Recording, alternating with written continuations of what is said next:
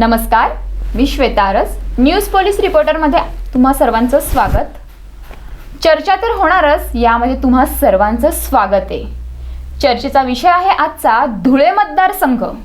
चर्चेसाठी आपल्यासोबत आहेत न्यूज पोलीस रिपोर्टरचे संपादक राकेश पाटील सर. तर चर्चेला आपण सुरुवात करतोय. महाराष्ट्रामध्ये 4 टप्प्यात मतदान झाले, तर 35 जागांवर मतदान झाले आहे. त्याबद्दल, त्या परिस्थितीबद्दल सर तुम्ही काय बोलणार? श्वेता, भारतातील 543 जागांवर ही निवडणूक फार चुरशीची ठरली आहे. जो 14 आणि 19मध्ये मोदी लाट होती, मोदी प्रवाह होता, भाजपचा झंझावत होता, तो ह्यावेळी कुठेतरी थांबला होता.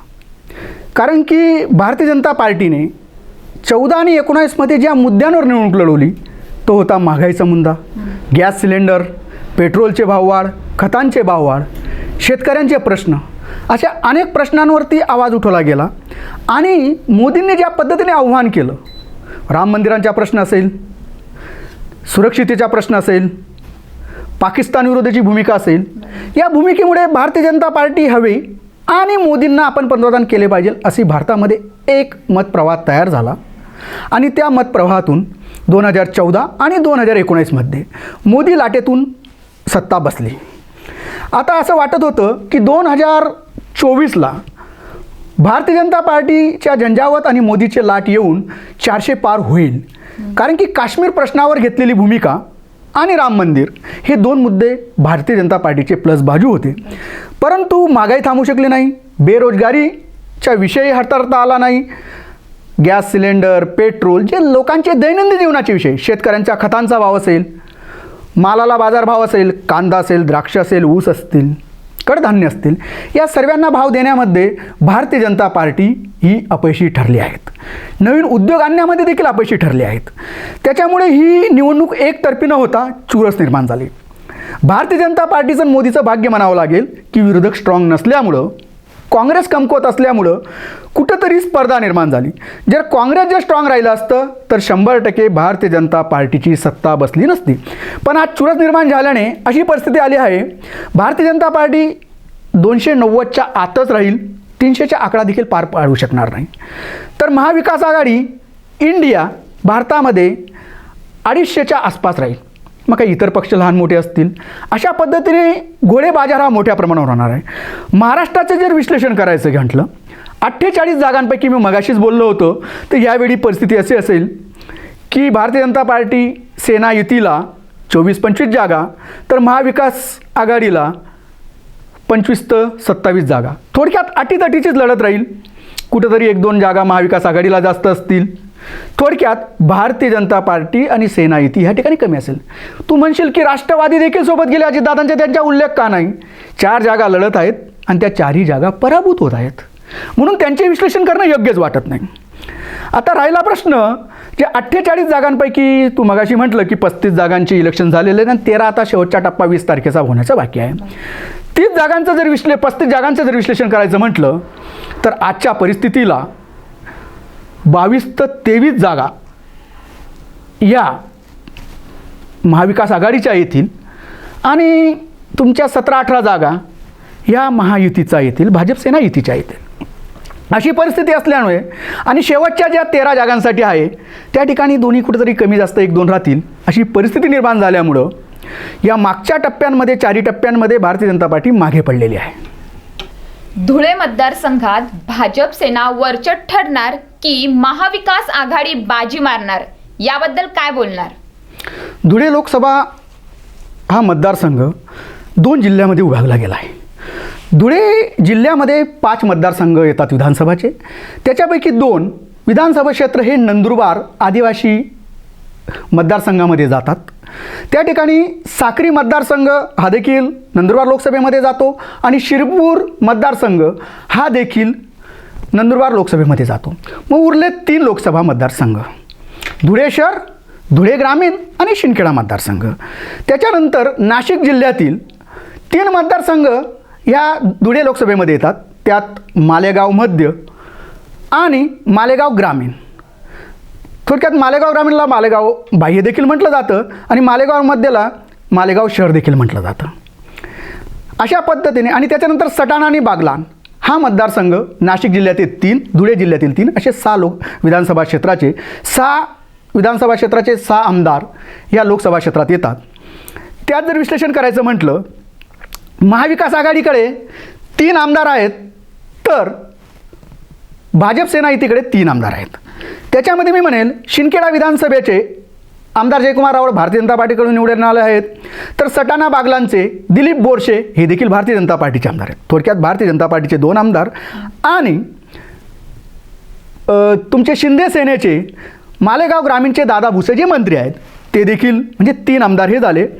आणि ते 3 येतात धुळे शहर, धुळे ग्रामीण आणि मालेगाव मध्य शहर. तर धुळे ग्रामीणचे काँग्रेसचे आमदार आहेत कुणाल पाटील आणि धुळे शहरामध्ये MIMचे आमदार आहेत फारुख शाह. तर मालेगाव मध्यमध्ये आहे इस्माईल अब्दुल, हे 2 MIMचे आमदार. MIMच्या उमेदवार नसल्यामुळं किंवा वंचित आघाडीचा उमेदवार नसल्यामुळं त्यांना साहजिकच काँग्रेसचे उमेदवार शोभा बच्छाव यांना मदत करावी लागत आहे. तसं पाहायला गेलं या ठिकाणी काँग्रेसचा हा मतदारसंघ विजयी झाला असता त्यांच्या बाजूची खंबीर भूमिका होती. कारण की तिथला असा प्रश्न आहे, धुळे लोकसभेचे जे खासदार आहेत डॉक्टर सुभाष भामरे हे एकेकाळी मंत्री देखील राहून चुकले होते. त्यांना मंत्रिपद दिल्यानंतर त्या मंत्रिपदाचा उपयोग त्यांनी पक्षवाढीसाठी या काम करण्यासाठी केला नाही. त्यांच्यावर स्थानिक नाराजी फार मोठ्या प्रमाणावर होती. त्यांची उमेदवारी बदलण्याचे देखील चालू होते. परंतु शिंदखेडा मतदारसंघाचे आमदार जयकुमार रावळ यांचा हट्ट होता की सुभाष भामरेच पाहिजे. कारण की त्या ठिकाणी देखील 2 गट आहेत. काँग्रेसचे राष्ट्रवादीचे अमरीश पटेल, सुभाष दैथे, डॉक्टर राजवर्धन कदम बांडे हा ग्रुप भारतीय जनता पार्टीमध्ये आल्यामुळं जयकुमार रावळला वाटलं आपलं मतं कमी होतील. कारण की जिल्हा परिषदेचे अध्यक्ष अमरीशभाई गटाचा, DDC बँकच्या अध्यक्ष अमरीशभाई गटाचा, अशा पद्धतीने सर्व जे स्थानिक संघटना संस्था आहेत त्याच्यामध्ये अमरीशभाई गटाचं वर्चस्व जास्त झाल्यामुळे जुने तर म्हणता येणार नाही, ते देखील राष्ट्रवादीतूनच आलेले आहेत. त्यांना ज्यावेळी महत्त्व कमी व्हायला लागलं त्यावेळी सुभाष भामरेशी त्यांचं जमत असल्यामुळं सुभाष भामरेंनाच तिकीट द्यावं असा त्यांचा आग्रह असल्यामुळं सुभाष भामरेंना तिकीट मिळालं. परंतु सुभाष भामरेंवर नाराजी फार मोठ्या प्रमाणावर आहेत. कारण की त्यांच्या लोकसंपर्क कमी, ठेके देण्याची पद्धत, नातेवाईकांना ठेके देणे आणि ठेकेदारीची टक्केवारी, ग्रामीण भागाच्या समस्या किंवा जनतेच्या समस्या सोडवण्यामध्ये अपयशी ठरल्यामुळं त्यांच्यावर व्यक्तिगत नाराजी फार मोठ्या प्रमाणावर आहे. त्याचा फटका भारतीय जनता पार्टीला बसणार होता. तसं पाहायला गेलं सुभाष भामरेंची नाराजी फार मोठ्या प्रमाणावर होती. बेरोजगारीचे प्रश्न असतील, त्या ठिकाणचे स्थानिक प्रश्न असेल, शेतकऱ्यांचे प्रश्न असेल, रेल्वेचा प्रश्न असेल, अनेक प्रश्न सोडवण्यामध्ये सुभाष भामरे हे अयशस्वी ठरले आहेत. त्याची नाराजी फार मोठ्या प्रमाणावर होती. परंतु या ठिकाणी काँग्रेसने उमेदवारी देताना केलेला हुशार, त्याच्यानंतर जो उमेदवार दिला तो एक तर नाशिक शहरातला, ते जरी बागलाण पट्ट्यातले, कासमा पट्ट्यातले असले तरी त्यांचा संपर्क फार कमी. हे असे असताना त्यांनी तिकीट मिळाल्यानंतर जो झंझावात काँग्रेसने पुऱ्या विधानसभा क्षेत्रांमध्ये लावायला पाहिजे होता, आजपर्यंत देखील त्यांनी आतापर्यंत कार्यकर्ते लोकांपर्यंत पॉम्पलेट घेऊन, पत्र घेऊन, उमेदवाराचे चिन्ह घेऊन पोचलेले नाहीत. ही त्यांची दयनीय अवस्था आहे. आता तू म्हणशील की काय, तर शिंदखेडा मतदारसंघ येतात ज्या ठिकाणी जयकुमार रावळ आमदार, त्यांच्याविरुद्ध ही नाराजी आहे. मागच्या विधानसभा क्षेत्रामध्ये डॉक्टर देशमुख जे राष्ट्रवादीचे होते ते देखील भारतीय जनता पार्टीत गेले. ही अशी परिस्थिती असताना कोणी बूथ यंत्रणावर कोणी नव्हतं. असं असताना त्या ठिकाणी विरोधी गटाला 10,000 मतं मिळाली होती आणि जयकुमार रावळला फक्त 12,000 मते. थोडक्यात त्यांना फक्त 2,000च्या स्थानिक गावामध्ये लीड भेटला होता. ही दयनीय अवस्था होती. आता ही परिस्थिती आहे. दोंडाच्या शहरासारख्या ठिकाणी एक बॅनर लागत नाही. शिंदखेडा मतदारसंघामध्ये 2-3 बॅनर लागतात कारण की परवानगी घेतली जात नाही. बॅनर लावले होते, परवानगी न घेतल्यामुळे निवडणूक अधिकाऱ्याने ते काढून घेतले. साहजिकच आहे, परवानगी घेणारे नसतील. आणि आज दोंडाच्या म्हणजे थोडक्यात धुळे जिल्ह्यामध्ये जे माजी मंत्री डॉक्टर हेमंतराव देशमुख आहेत त्यांची फार दयनीय अवस्था आहे. त्यांची भूमिकाबद्दल संदिग्धता आहे. त्यांचा जवाई कुठं जातो, भाऊ कुठं जातो, ते कुठे जातात, म्हणून त्यांच्यावर विश्वास आता लोकांचा संपलेला आहे आणि त्यांच्या जवाई त्यांच्या राजकारणाची वाट लागत आहे असं शिंदखेडा मतदारसंघामध्ये एक मोठा आरोप केला जात आहे. कारण की ते आहेत आत्ता अजित पवार राष्ट्रवादी गटात, अजित पवार राष्ट्रवादी आहे भाजपच्या सोबत आणि ते काम करत आहेत मधून काँग्रेस. आता अशा दयनीय अवस्थेत यांच्यावर विश्वास कोण ठेवणार? ज्या ठिकाणी त्यांच्या भूमिकेबाबत संदिग्धता आहे तर लोक यांच्यावर विश्वास का ठेवतात? परंतु भाजपच्या विरोधातील जे मतं मिळतील ते शिंदखेडा मतदारसंघाची श्याम सने, डॉक्टर हेमंत देशमुख, संदीप बेडसे यांचे मतं नसतील, तर ते भारतीय जनता पार्टीच्या सुभाष भामरेच्या, जयकुमार रावळाच्या विरोधात नव्हतं. मग आता आलो आपण धुळे ग्रामीणमध्ये. धुळे ग्रामीणचे आमदार कुणाल पाटील हे थोड्या मतांनी निवडून आले होते. मागच्या लोकसभेला त्या ठिकाणी भारतीय जनता पार्टीच्या उमेदवाराला लीड होता. यावेळी धुळे ग्रामीणमध्ये लीड भेटतो भाजपला की काँग्रेसला, हा महत्त्वाचा प्रश्न आहे. मग नंतर येतो धुळे शहर. धुळे शहरामध्ये अशी परिस्थिती आहे की त्या ठिकाणी खऱ्या अर्थानं भारतीय जनता पार्टीच्या उमेदवाराला लीड भेटेल, कारण की या ठिकाणी यांची यंत्रणा लागलेली नाही काँग्रेसची, त्याच्यामुळे तो भाग आहे. मग आला तुमचा सटाणा बागलांच्या भागामध्ये भारतीय जनता पार्टीचे उमेदवार न फिरल्यामुळं त्या ठिकाणी शोभा बच्चावांना लीड भेटणार, कारण की त्या स्थानिक तिथल्या सुनबाई आहेत, त्याच्यामुळे त्यांना लीड भेटेल, त्याच्याबद्दल वाद नाही. मग आला मालेगाव ग्रामीण, ज्या ठिकाणी दादाभाऊ भुसे हे मंत्री आहेत, त्या ठिकाणी ते लीड घेतीलच, कारण की त्या ठिकाणी हिंदुत्वाचा मुद्दा गाजेल, राम मंदिराचा मुद्दा गाजेल आणि त्या ठिकाणी ते लीड घेतील. मग आला मालेगाव मध्य.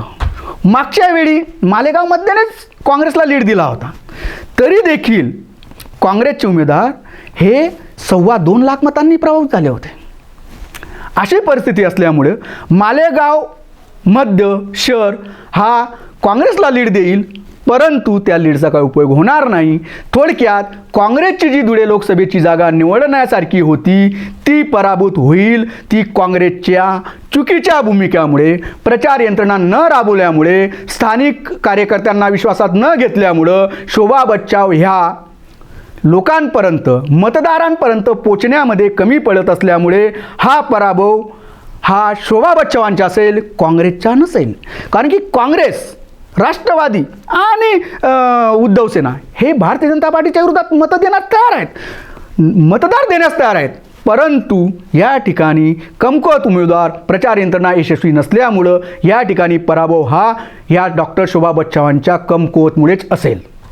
आता एकंदरीत जर विचार केलं तर डॉक्टर सुभाष भामरे जे खासदार आहेत, जर तू धुळे लोकसभेचा जर विचार केला 2009मध्ये अमरीशभाई पटेल जे आज भारतीय जनता पार्टीत आहेत, आता अमरीशभाई पटेल, राजवर्धन कदम भाटणे, दैते, शिवाजी दैते हे आज भाजपमध्ये गेलेत. हे प्रेमाने गेले का? तर नाही, त्यांच्याकडे मागे धाडी पडल्या होत्या आणि त्या CBI, ED याला घाबरून, इन्कम टॅक्स वगैरे, सेल टॅक्स याला घाबरून ते भारतीय जनता पार्टीत गेले. मग ते गेले, मग काशीराम पावरा जे शिरपूरचे आमदार आहेत ते इथे गेले, त्याच्यामुळे त्या ठिकाणी भाजप स्ट्रॉंग झाले.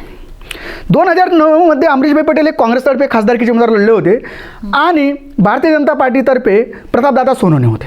त्या ठिकाणी प्रतापदादा सोनवणे अवघ्या 20,000 मतांनी निवडून आले होते. अमरीशभाई पटेल 20,000 मतांनी पडले. मग 2014मध्ये पुन्हा जे अमरीश पटेल आणि डॉक्टर सुभाष भामरे यांची लढत झाली, त्यावेळी भाजपचे डॉक्टर सुभाष भामरे हे 1.25 लाख मतांनी निवडून आले, तर अमरीशभाई पटेलांचा 1.25 लाख मतांनी पराभव झाला. त्याच्यानंतर धुळे ग्रामीणचे आमदार कुणाल पाटील यांना उमेदवारी दिली गेली काँग्रेसतर्फे. त्यांची लढाई परत डॉक्टर सुभाष भामरे विरुद्ध झाली, ते अवघ्या 2,30,000 मतांनी पराभूत झाले. म्हणजे ही परिस्थिती जर विचार केला गेला तर या ठिकाणी भारतीय जनता पार्टीच्या थोडक्यात मोदीचा झंझाट जोरात होता, आता तो संपलेला आहे. कारण की जे प्रश्न आहेत, महागाई, बेरोजगारी आणि भारतीय जनता पार्टीने ED, CBIच्या धाडी, खतांचे भाववाढ, गॅस सिलेंडरचे भाववाढ, पेट्रोल भाववाढ आणि डिझेल भाववाढ, बेरोजगारीचा प्रश्न हा भारतीय जनता पार्टीला स्थानिक लोकसभेच्या उमेदवाराला भोवणारा प्रश्न होता. परंतु भारतीय जनता पार्टीची धुळे लोकसभेची सीट निवडण्यासाठी मी म्हणेल की काँग्रेसच हातभार लावत आहेत. काँग्रेसने दिलेला उमेदवार आणि उमेदवार दिल्यानंतर जी प्रचार यंत्रणा राबवण्यामध्ये अपयशी ठरल्यामुळे माजी मंत्री होत्यात, अजून देखील पूर्ण लोकसभा क्षेत्रामध्ये त्यांना मतदार रचना लावता आलेली नाही. त्यांचे कार्यकर्ते चिन्ह पोहोचण्यामध्ये कमी पडत आहेत, बॅनर लावण्यामध्ये कमी पडत आहेत, तर चिन्ह पोहोचण्याच्या दूरचा विषय राहिला. इतकी दयनीय अवस्था आहे. तसं शोभा बच्चावांकडे जर विचार केला गेलं, माजी आमदार अनिल गोटे काम करत आहेत, ते भाषण करू शकतात, ते प्रचार यंत्रणा नाही राबवू शकत. श्याम सनेर जे काँग्रेसचे जिल्हाध्यक्ष आहेत ते काम करत आहेत, परंतु ते कुठं कुठं पाहतील. त्याच्यानंतर कुणाल पाटील आहेत, ते देखील प्रचार यंत्रणा राबवत आहेत, ते त्यांच्या धुळे ग्रामीणमध्ये लावू शकतात, धुळे शहरात लावू शकतात. बाकी ठिकाणी काय, धुळे मध्य, मालेगाव मध्यमध्ये लागून जाईल, पण मालेगाव ग्रामीणमध्ये देखील प्रॉब्लेम येतील. कारण की मालेगाव ग्रामीणचे जे जिल्हाध्यक्ष होते, तुषार शेवाळे हे देखील भाजपच्या व्यासपीठावर चालले गेले, कारण की ते तिकीटचे दावेदार होते.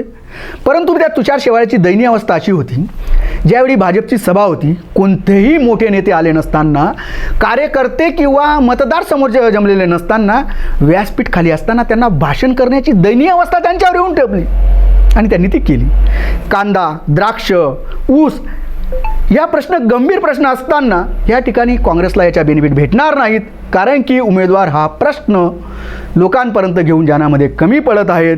त्याच्यामुळे जर विचार केला गेलं तर धुळे लोकसभामध्ये 100% भारतीय जनता पार्टीचे डॉक्टर सुभाष भामरे हेच विजयी होतील आणि त्या विजयीचं गमक हे भारतीय जनता पार्टीचं कार्यकर्तृत्व नसून काँग्रेस आणि महाविकास आघाडीचं निष्क्रिय मतदार पद्धत हाच असेल.